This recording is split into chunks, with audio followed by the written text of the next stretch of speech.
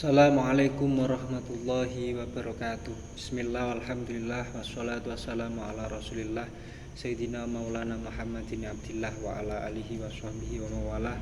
La hawla wa la quwata illa billah ma ba'du. Alhamdulillahi rabbil alamin, masih diberi kesehatan untuk bisa mengumpulkan tugas, untuk bisa mengerjakan tugas yang diberikan oleh ibu dosen. Baik, langsung saja. Sesuai dengan apa yang ditugaskan oleh ibu dosen, saya akan menyampaikan gagasan yang bertemakan syarat-syarat untuk bisa memahami Al-Quran dengan dasar iman. Jadi yang pertama, kita sebagai penduduk atau pelajar ilmu Al-Quran dan tafsir yang mana harus mengkaji Al-Quran sesuai dengan mata kuliah yang diberikan oleh dosen-dosen yang membimbing kita semua.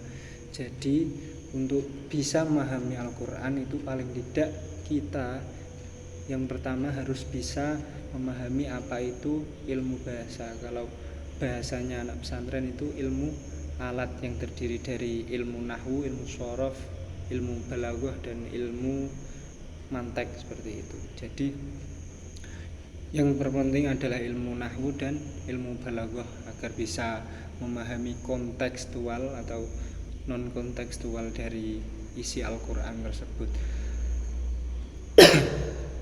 Itu yang pertama. Jadi kita harus bisa memahami atau bisa menguasai ilmu alat, yang mana nahwu berguna untuk bagaimana cara kita bisa memahami teks Al-Quran dengan baik dan benar, dan balaghah bagaimana cara kita untuk bisa memahami makna dari tujuan dari Al-Quran itu. Itu yang pertama. Terus yang kedua selanjutnya adalah ilmu humaniora atau ilmu kemasyarakatan. Jadi Al-Quran itu diturunkan di Arab dan di Madinah. Jadi bagaimana cara kita untuk mengaplikasikan Al-Quran itu di negara kita harus bisa memahami ilmu humaniora yang terdiri dari sosiologi, antropologi, dan lain sebagainya. Sebagai contohnya pada ayat wala taqullahumma uffin. Jadi artinya janganlah kamu berkata yang tujuannya itu kepada orang tua kita. Karena itu ayatnya turun untuk masyarakat Arab, jadi itu di sana bermakna tidak baik. Jadi itu perkataan yang tidak sopan. Jika kita hanya memahami dengan konteks nahwu, maka kita akan tidak menemui tujuan dari arti ayat tersebut, makna ayat tersebut. Maka kita harus bisa memahami Al-Quran itu tidak dengan satu sudut pandang keilmuan, tidak dengan nahwu saja, akan tapi dengan didampingi ilmu balaghah dan ilmu-ilmu yang lainnya, agar tercapai tujuan itu sesuai dengan makna tujuan dari Al-Quran. Jadi itu perkataan yang tidak sopan. Jadi kalau kita di sini menyampaikan kepada orang tua, maka orang tua tidak akan sakit hati, karena itu di sini maknanya tidak dimengerti oleh orang tua.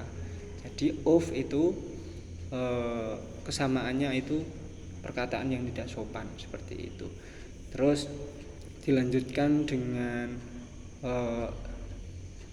ilmu kita yang didasari dengan iman. Jadi iman itu kepercayaan menurut bahasa, dan menurut istilah itu diyakini dengan hati, diucapkan dengan lisan, dan dilakukan dengan anggota badan. Jadi pentingnya ilmu yang didampingi iman adalah jadi ilmu dan iman itu saling berkontribusi, saling melengkapi. Jadi ilmu saja tanpa iman akan tidak baik, iman saja tanpa ilmu juga tidak baik, karena dengan ilmu hidup menjadi mudah dan dengan iman hidup menjadi terarah. Seperti itu kiranya yang bisa saya sampaikan. Kurang lebihnya mohon maaf. Wassalamualaikum warahmatullahi wabarakatuh.